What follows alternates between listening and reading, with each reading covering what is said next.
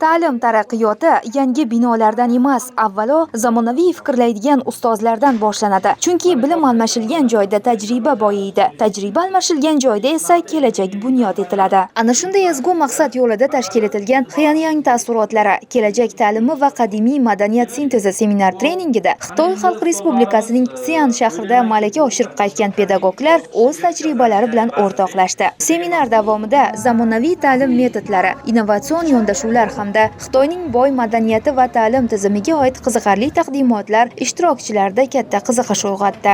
Albatta, bu malaka oshirish dasturi jarayonida o'sha Xitoy davlatining madaniyati, urf-odatlari, ta'lim tizimi haqida juda qiziqarli ma'lumotlarni egallab qaytishdi.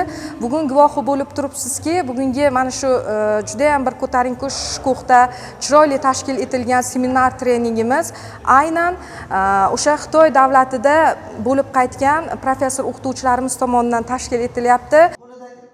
Tadbirda shuningdek maktabgacha va maktab ta'limi xodimlarini uzluksiz kasbiy rivojlantirish tizimida amalga oshirilayotgan islohotlar ham atroflicha tahlil qilindi. Prezidentimizning tegishli qarorlari asosida pedagoglarning malakasini oshirishning yangi mexanizmlari joriy etilgani, pedagogik mahorat markazlari faoliyati hamda ilmiy amaliy konferensiyalar soni izchil oshib borayotgani ta'kidlandi. Unda uzluksiz kasbiy rivojlanish elektron platformasi orqali erishilgan natijalar ham e'tirof etildi. 100 minglab pedagoglar uchun qulay imkoniyatlar yaratgan ushbu tizim o'qituvchilarning kasbiy salohiyatini muntazam rivojlantirishga xizmat qilmoqda. Ta'kidlanganidek, bugungi islohotlarning bosh maqsadi sertifikatlar sonini ko'paytirish emas, balki ta'lim sifati va dars samaradorligini oshirishdir. Chunki bilimli va izlanuvchan pedagog taraqqiyotning eng muhim tayanchi sanaladi.